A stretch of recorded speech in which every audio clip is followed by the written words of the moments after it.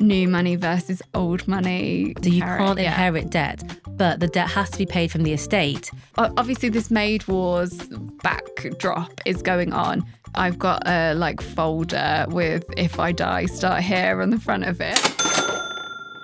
Welcome to Show Me the Money podcast that's more whittled down than wealth management. I'm Ellie. And I'm Claire, and each week we discuss how money shows up in some of our favourite pop culture, from the classic to the nostalgic to the contemporary. And this week we are heading back a few hundred years to talk all about Bridgerton. Yes, I've been so keen to talk about Bridgerton because I think there's so much interesting money stuff in there. And normally when we talk about Regency era or sort of historical fiction, we would normally be talking about class. Yes. And so we were kind of keen to avoid that this time, although we will touch on the kind of old money, new money situation. But we just, there are a few distinct plot lines that we thought would be really, really good to talk through. But also, I'm very much on a Bridgerton vibe at the minute. As we record, the first half of season 4 is out. We're waiting for the second half to come out. I think when this drops, we'll be just after the second half. So just bear in mind that we know what happens in the first half of season 4, but not in the second. And that's actually a good point. It's a good reminder that if you don't want spoilers for the first half of the season, then maybe come back to this episode after. Yeah, although there's not that much to spoil. No. I think a lot of people kind of know the rough premise of what season 4 is. It's basically Cinderella. So really it is kind of a retelling of Cinderella, but with slightly more finger banging on the stairs.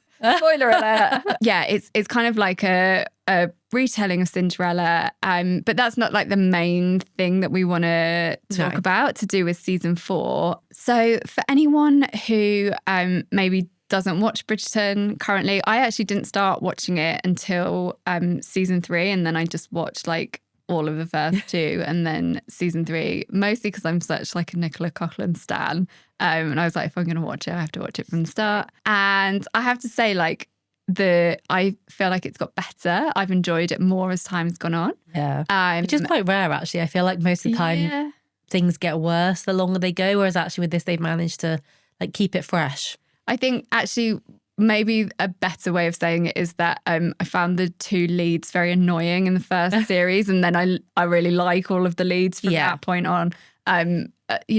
Absolutely no offense to them, but they just both really got under my skin. And one of the storylines that we want to talk about is from season 1. So Bridgerton is sort of semi-historical fiction. I mean, you get quite a lot in the soundtrack. It's quite a lot of anachronisms. I saw someone pointing out the other day that there was something covering up someone's ear piercing. I was like, they have orchestral versions of Taylor Swift in the background. This is not where we're looking for our historical accuracy. I was going to say, I think one of the things that's quite funny about Bridgerton that I like is that it's not your traditional BBC period drama where it's very serious. No, it's much more fun. It's like a soap opera. It's because it's a Shondaland production. Yes. And this is what Shonda Rhimes does so well. She does it with Grey's Anatomy. She did it with Revenge, with How to Get Away with Murder. All of those, they're all just so good. We might have to do a Shondaverse episode because it's also bonkers. I just love it. But so it's set in London in the Regency era. It's actually mostly filmed in Bath, where I live. So quite often it'll be Lady Danbury's house, and I'll be like, oh, there's the Holborn Museum, or whatever. I think the Featherington house is number 1 The Crescent, which is actually open. You can go and have a look around. That's cool. So yeah, it has sentimental appeal to me for that reason as well. But it kind of follows main character, a kind of ensemble cast of characters who are kind of conducting their business around the ton, which I still don't really know what that means. But yeah, it's kind of focuses in on like the social season. So we don't see people in the in-between. There's usually like a head couple that it tells their love story of, but then there's all of these peripheral characters and plots. And I think what we want to talk about is some of those like B plots that are really interesting. The first of which happens in season 1. So we have like the Bridgertons, who are kind of like really maybe like they're like the top dogs, I guess. Yeah.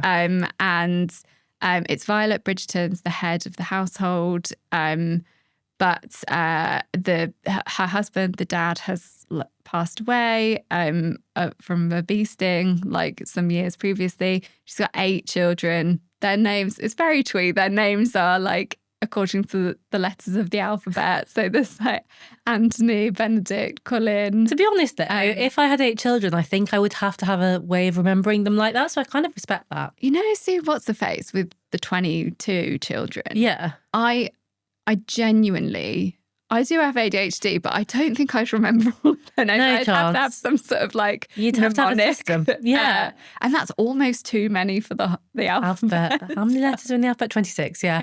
Oh my gosh. So yeah, but kind of they're like the top dogs. They are like very, very wealthy, very well to do, and you know, lots of the things that happen is like, oh my gosh, like the Bridgerton family are gonna fall from grace.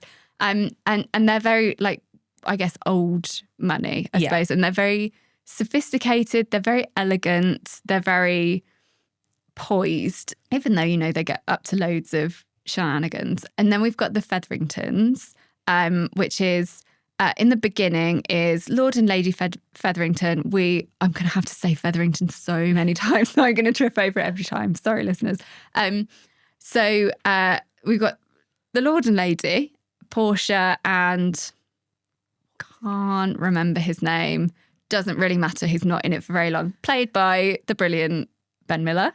And they're kind of the heads of the household. They've got 3 daughters. So, you know, like we talked about in the Pride and Prejudice episode, this is like a tricky situation for them to be in. And they're very, very like brash. They dress in like these super bright, like acid bright colours, like really kind of showy, really tacky, flashy, I suppose. And are sort of looked down on, I suppose we would say. And I think this is where this like new money versus old money kind of thing comes in. Like, you know, they do get some looks and stuff like that. And we did, when we were doing our prep, like sort of compare them to like the Peltzes and the Beckhams. Yeah, I think it's a like, very good comparison. Yeah. Well, obviously it's also very timely with all of the drama that has gone on between those 2 families, which we should definitely do a Substack on, because I think there's loads of like money and class stuff. Yeah, it's like you can have as much money as you want, but you can't buy your way into a higher class. Yeah, but also like I think it's a bit more reciprocal there, because the Peltzes didn't have like the level of like fame that the Beckhams have enjoyed. And so I think it might have been that there was like, they might have initially thought there might be some sort of like pooling of their assets, but obviously that's not how it's worked out. But back to the Featheringtons, they have like Lord Featherington, they're obviously living this like quite lavish lifestyle. They have like a household with servants. Their long-standing servant Varley we will talk about in like the next little bit. But you know, they have ladies' maids. They're very well to do. It's just that they wear their wealth kind of a bit more ostentatiously. Yeah. The head of the household, unbeknownst to everybody else, Lord Featherington has a terrible gambling problem. And so the storyline that we see, which leads to further storylines along the seasons, sees him rig a boxing match, and win a bet. You know, he's been obviously like accumulating all of these gambling debts. He's desperate. He rigs a boxing match. He gets found out and he's murdered, and then his wife and sort of his children are left to pick up all of the pieces. Yeah. And I think there's a couple of things that we want to talk about here. The first is gambling addiction and just how destructive it can be. And, you know, Lord Featherington is shown as quite a ridiculous character, but the underlying kind of issue is really serious and it's really prevalent today. So. Yeah. And it makes you wonder as well, like how many people are in that situation where, like, I imagine what's happened is that he like has facilitated this lifestyle for the family through, you know, legitimate or illegitimate means, but then has that pressure to keep that up and to maintain that for the family. And like, if he can't then do that through legitimate means, he's turned to these illegitimate ways of doing it through gambling, through fixing the matches. And ultimately, like, it all comes crumbling down. And it does just make you wonder, like, does this happen a lot more in real life as well than we see, where people are getting themselves into that situation and you're basically like, your lifestyle is so expensive and there are these expectations and you don't have anywhere to turn, like, really, to tell anyone or to get out of it. And obviously, again, back in these days, like early 1800s, then he's the breadwinner. He's the sole source of income to run the house. So it's not like he can say to Lady Featherington, oh, can you go and do some work? Yeah. Really, he's got to figure it all out by himself. But ultimately what ends up happening is he doesn't. And then he's murdered and then they're left to figure it out anyway. Yeah, and it catalyzes the events of the next two seasons of, like, in season 2, there's this whole, like, this cousin comes from America and he and Portia, so Lady Featherington, are trying to, like, scam people into investing in these fake ruby mines, and then he gets found out and flees, and then but Portia keeps the money, and then in season 3 is kind of using that to fund their lifestyle again, so that they've kind of restored their standing. But then there's this solicitor who's come and is, like, investigating the source of the money, because she's just said, like, some aunt died somewhere, and that all ends up getting wrapped up. I think it, like, entwines with the Lady Whistledown storyline, which like, spoiler alert, this is a genuine spoiler, is that Penelope Featherington is Lady Whistledown. I can't remember when this is revealed. End of season 2? I think it's the end of season 2. Yeah. She has been earning a fortune. Yeah. This is all these people have to read, apparently. And the Queen is, you know, an avid reader, and uses her, like, legitimately earned money to bail the family out, and then happens to also marry Colin Bridgerton, and then has a son who can then inherit the title and all of the assets that go with that. So it's all wrapped up very, very neatly, but it is a kind of 3-season arc of, like, financial ruin, which is all set off by, like you said, like, the actions of a man who was clearly really desperate and under so much pressure. And, you know, gambling addiction is one of the most serious things. Like, we actually talked in the last episode when we did Confessions of a Shopaholic about, you know, shopping addiction, how serious that can be, and also how it can affect men. But I think gambling addiction, it you know, is so much more prevalent in men, potentially for the reasons that you discussed.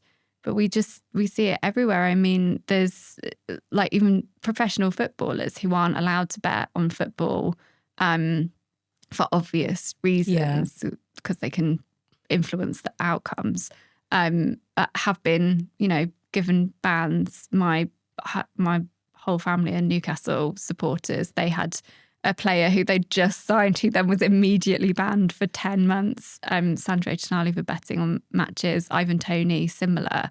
And I think sometimes it's that thing of, like, not knowing what you're getting into, and then you can't stop. I think there's something that's really, like, icky about, like, the position and the power of gambling companies in this country, because, like, we all know, I don't think anyone's going to pretend to not think that gambling is, like, a problem. Like, it's, even if people try to kind of downplay it and make it into, like, oh, you know, I'm only going to put a bet on here, £5, £10, they're like, ultimately, like, the scale of the problem is well known and documented. Yeah. But the power of the gambling companies when it comes to like both money and politics is so much that ultimately, like, they have got quite a lot of free reign. Yeah. And that's something that's like not going to change because of those two things. Like, they are incredibly valuable as taxpayers, even though a lot of them are like set up in offshore structures. Like, they still pay a huge amount of tax. Yeah, well, in the UK.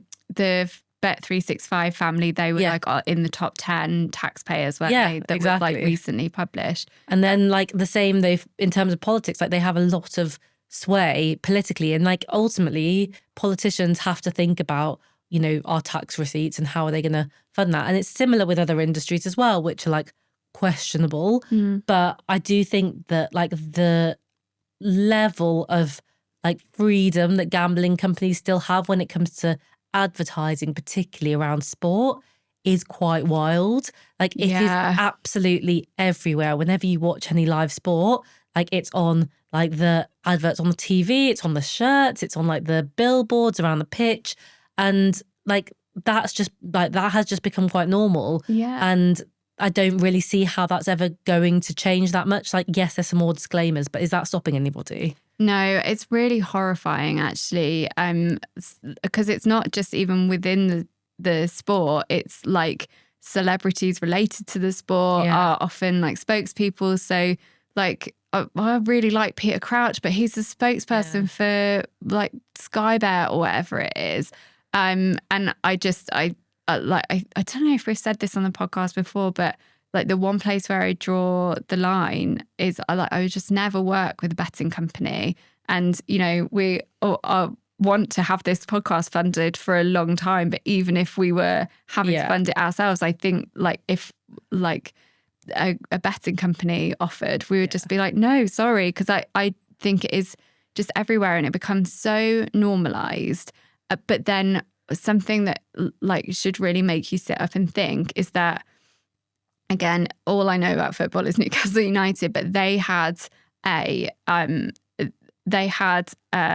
season where they were like completely beleaguered by injuries, and so they had to pull a 17-year-old academy player. And if you are under 18, you can't wear a shirt with a gambling sponsor on it. So like, if we're trying to protect under 18s from this, it's like an admission of knowing that it's a problem. Absolutely. But then I also wonder with someone like Peter Crouch, it's like if your whole career you've been advertising it on your shirt anyway, like what's the difference in signing a big contract to carry on advertising it? Like, it must really blur the lines and like because it's so normal. I suppose so much stuff is gambling at its essence. Yeah. Like, I was listening to a really interesting interview with Anne Pettifor because she's got a new book out that's called The Global Casino, which is all about how the whole stock market is basically just a big casino. Like, it's all gambling. But I think, you know, the obviously that is kind of on a real macro level. And like, you know, if you're just investing in stocks and shares, like, you don't need to think about it that way. But if you're following a crypto bro and they're like telling you that you can earn this much from like the volatility of the market or whatever, then that can be like really akin to gambling as well. I mean, yeah, like when you actually start to think about it in more detail, like the lines do start to blur, I think, more and more. And like, you know, we work in a space where we're very much like supportive and encouraging of investing, but like you say, within kind of like sensible confines. But there is a lot of investing that is much more like gambling, like when you're talking about things like trading. And I also think that what is kind of an extra factor that often doesn't get talked about is the fact that, you know, there are some types of gambling where like the outcome is more natural. Like you can't predict what's going to happen. But there are other areas where it's like ripe for rigging. Like we said, like sports, like there's a lot of kind of, I guess, protection around that. And there should be as well in like the financial services industry. But again, there are so many stories of like insider trading and like things being leaked. And, it's in the news at the moment, like where, we're talking about whether like some of the government information about like assets that they're going to sell, secrets. have been like given to other people, which is then going to affect the stock markets and all of that stuff. So it's like, as much as these things like may or may not be riskier or not risky, like you never quite know who's behind them and what they're doing. Yeah, and there's other levels of like sort of commercial gambling, because I was just thinking, like, I do the Great Ormond Street lottery, which is basically a monthly donation, but they do a draw every Friday and you can win up to like £1,000. And sometimes I don't even remember to check the like email. But that's like a form of gambling, but it's really different to like if you are compulsively betting on sports. Now, I think, there's, boxing really is one of the sports where, because it comes down to one person. I guess if you're like trying to rig a football match, you've got to convince like 11 players or at least a couple to like,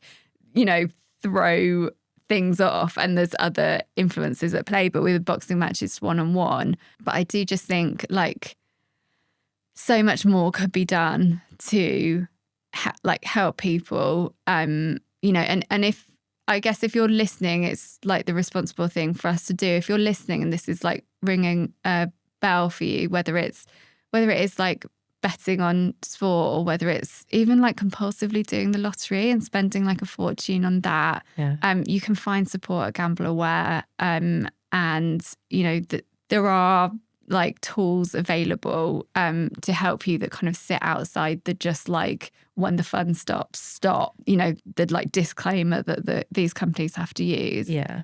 I think though, on that topic, but kind of going back to the storyline, like it's something that happens a lot still today where you have somebody who is like running the household a lot of the time and something happens to them and like it can really leave a family completely in the lurch. And like both in terms of like finances, but also just in terms of like knowing what's going on. And I think it kind of really highlights like the risk of like relying on one person to run all of like any aspect of your household, to be honest. And I think, I've seen this happen in real life, like as well, like not just like on the TV where somebody passes away and then like their spouse is left like trying to deal with all the paperwork and like it can take years in some situations to deal with it.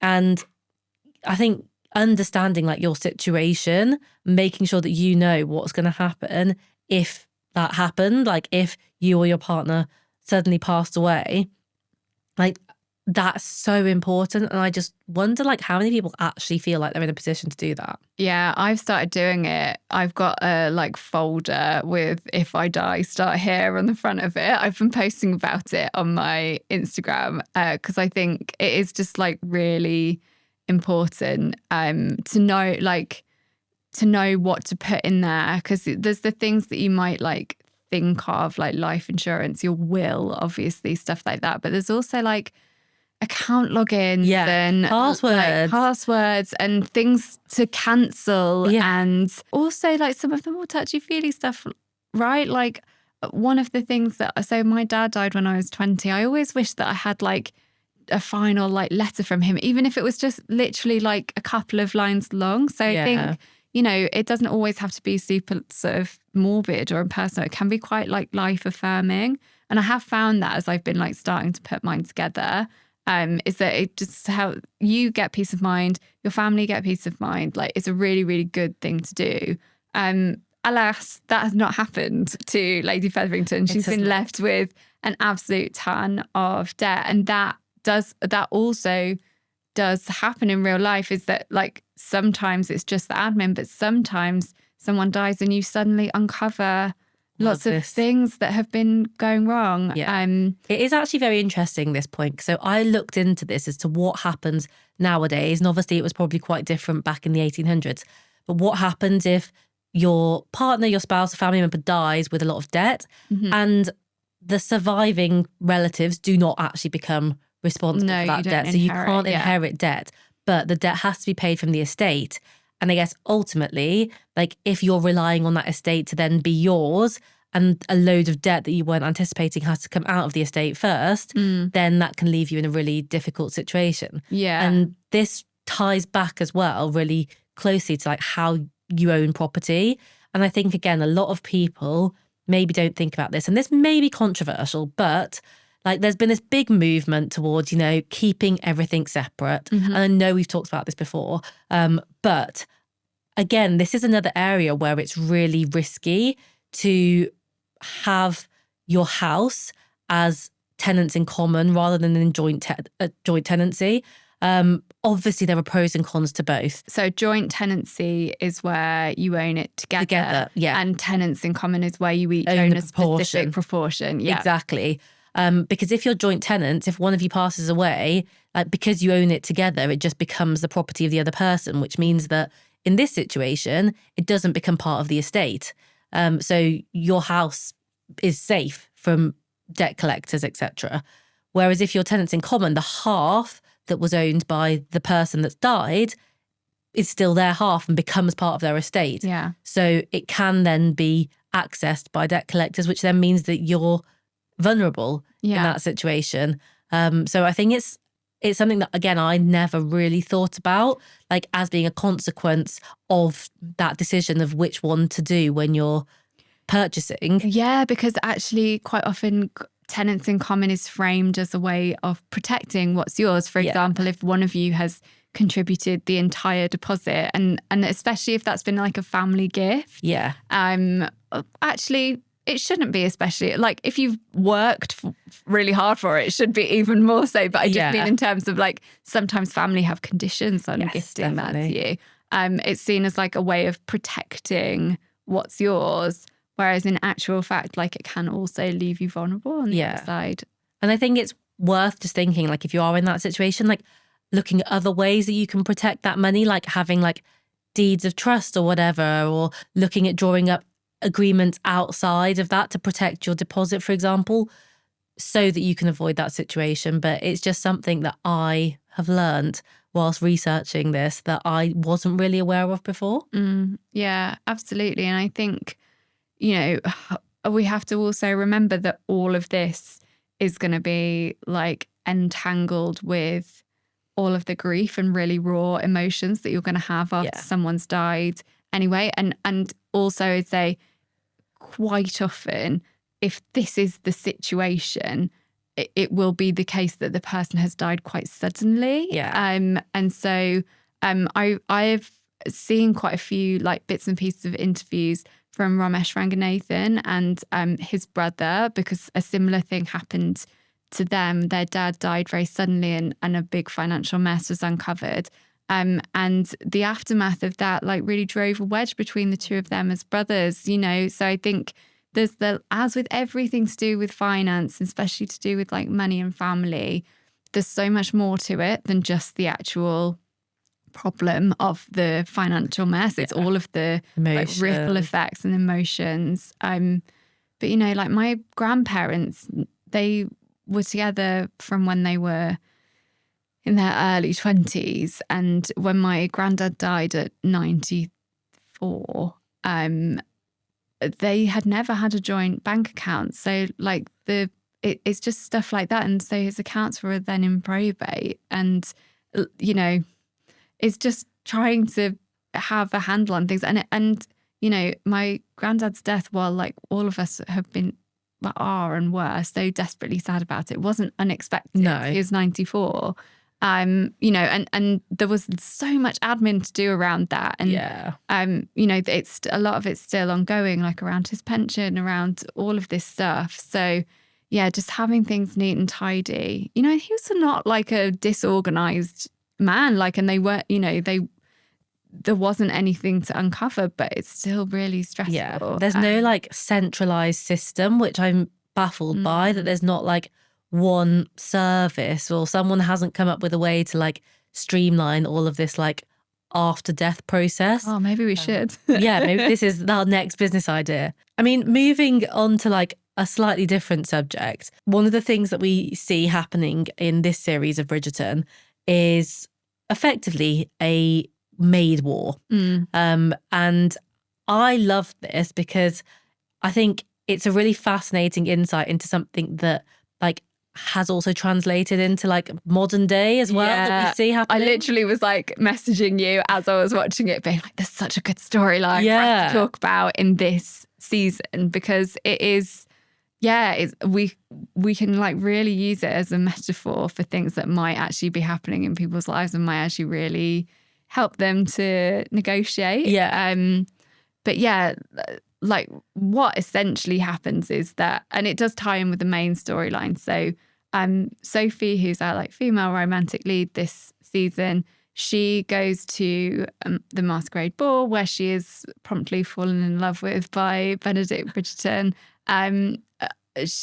She's wearing like a very small mask across half of her face. So, of course, she's completely unrecognizable. Of course. She's got no other features apart from fear. But anyway, we see her go home, and it transpires that she is actually maid to her stepmother and her stepsisters. And it's kind of complex. Like, her stepmother is quite cruel, but you get the impression actually this is another situation where a patriarch has died and things have been uncovered. So there's no provision in his will for Sophie, even though she's his daughter. Her mother was a maid. And so the best that her stepmother can do is to sort of keep her, make sure she's fed and clothed and has a salary as a maid. But they find out that she has been to the ball and she is promptly sacked.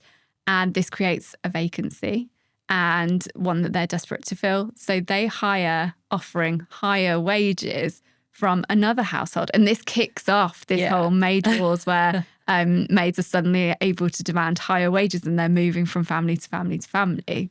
Yeah. And I think what it's fascinating is it shows like how, I guess, one decision in like a market can then like have a real domino effect on other areas of the market. Like, because effectively these households, that is what they are. They're like mini businesses. They've got their own staff, and what one family decides to do is going to then have this impact on the others.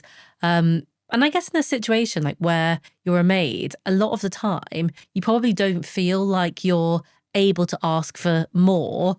It's just that this specific situation, and like ultimately, I guess, the demand and the desperation to fill that space then creates this, like, I guess ultimately like that there is a demand that is higher than the supply. And so they've got to try and attract people. And it's something that like we do see happen in different industries. And I mean, the kind of classic example at the moment of it is in city US, particularly law firms. Like, wages have absolutely skyrocketed because of this, because partly a lot of the firms have come over from America and so pay US based salaries, but there's also a fight basically for the best graduates. And the way that they're trying to get them is by out competing each other with salaries. So it's meant that you're seeing salaries for like 24-year-olds that are like 150, 160,000 pounds. And that's purely because, there is this race to try and get as many of like the best people as possible, using money as the kind of, I guess, carrot to try and get them in. Yeah, and I think like, you know, not to draw comparisons between like a Regency maid and a corporate. I think there are actually quite a lot of comparisons, to be honest. But they're very demanding roles and quite ruthless as well, I think. And so you have to sort of know what you're getting yourself into. And I suppose as someone who like started a law career and then decided to go in a different direction, you're probably quite like well placed to talk to us about that. Yeah. And I mean, I like went in and left at like, I mean, a early stage in the career. So I hadn't really got to the point where like the money was silly. That being said, like for a graduate salary when I started, like it was very high pay, but it was nothing like what it's got to these days. But I know a lot of lawyers, like I'm married to a lawyer, like a lot of my friends are lawyers. And the reality is like it is savage. Like I know that a lot of people would say, well, yeah, like I would do that for that money. But I don't think that many people realise quite how extreme it is. Like you're being paid that much money to give up the rest of your life ultimately, and to be on beck and call, to work 20-hour days. Like, I was going to say it's the availability thing as well, of like it's expected that if you get a phone call at 11:30 p.m, you will answer. And we were talking about this the other day, me and my husband, because it was a very normal thing that like city lawyers start quite late compared to other jobs. Like not many people are in the office at like 7 a.m. But it's because when you get to the office, like you don't know when you're leaving. Like you might be leaving at like 9. If it's a good day, you might be leaving at 11. You might be leaving at 3 or 4 a.m. Like, so starting at 9 or 9:30 is kind of like irrelevant. Like you just are going to be there as long as you're going to be there. I'm literally tired just thinking about it. It's like, it's wild. And like even there are some amazing like people that I know that are still lawyers and that have like done really well in their careers, but also a lot of them are like at the point in their early 30s where they've had enough already and are like, I don't want to do this. Like this has taken over my life for so long. And I understand why a lot of people do it. Kind of, you know, the maids, I'm sure, are in a similar situation. If they've got the opportunity to like, for a few years, make a lot of money, like put it aside for themselves and then like go on to something else later. I can understand that, but you have to be prepared like for those years that is a sacrifice that you're going to make. I don't know if you've seen this, and we probably will talk about this more when we talk about industry later in the series, hopefully, but there are a couple of like Instagram accounts which are like investment bankers in the US and like it's kind of like this weird like voyeurism because it's like a day in the life, but it's so depressing. Like they literally record their day in their life and the whole day is basically them at their laptops. Like, and they do the timestamps and stuff. And people are literally like commenting like, is this a life? Like, Is this like on a loop? Like, are you okay? Yeah. And it's like 4:30 a.m. doing notes for clients. Like, and it's like this weird, like, because I just don't think sometimes you join the dots between like what is actually required to earn those amounts of money. And like also, let's face it, there are some people earning massive salaries by doing almost fuck all, but it definitely isn't those. It's not those people. Jobs. Yeah, it's probably like the CEOs who are like flying around having coffee, playing golf. But I mean, like, you know, maids obviously at this point worked incredibly hard and were like often really underappreciated. But there is an amazing scene. So obviously this Maid Wars backdrop is going on. None of the Bridgerton maids are leaving because they've all got their like little cute purple outfits and it's like a well-oiled machine. But Varley, who is the housekeeper, kind of sort of like, I guess, head maid for the Featherington household, and she's having to look after, because I'm pretty sure that Penelope and Colin live in their own house, but I think the other two girls still live with their husbands in the household and like babies. So she's having to look after like these very pampered and not like particularly bright people. Although like Portia, I think, is very canny, but the other two are sort of like funny airheads, aren't they? But yeah, so she's like been very dedicated. She's been with them for a very long time. She raises with Lady Featherington the fact that higher salaries are on offer, basically saying like the market rate for my work has gone up. I would like a pay rise. And instead of giving her a pay rise, what Lady Featherington does is goes and gets some of her old dresses, which are 2 seasons out of date. She's like, only 2 seasons out of date. And like offers that to her instead of a pay rise, and kind of says, you know, we're not in the financial position to give you a pay rise, but here's a perk. It really reminded me of like corporate perk culture where they're like, look, we can't give you a pay rise, but how do you feel about yoga?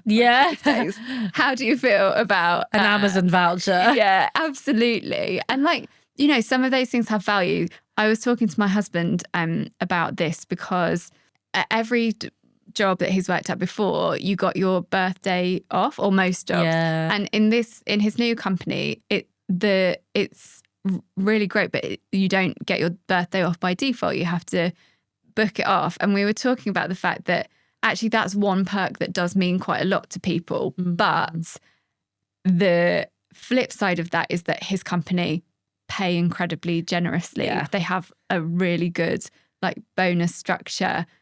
They have really good training and development.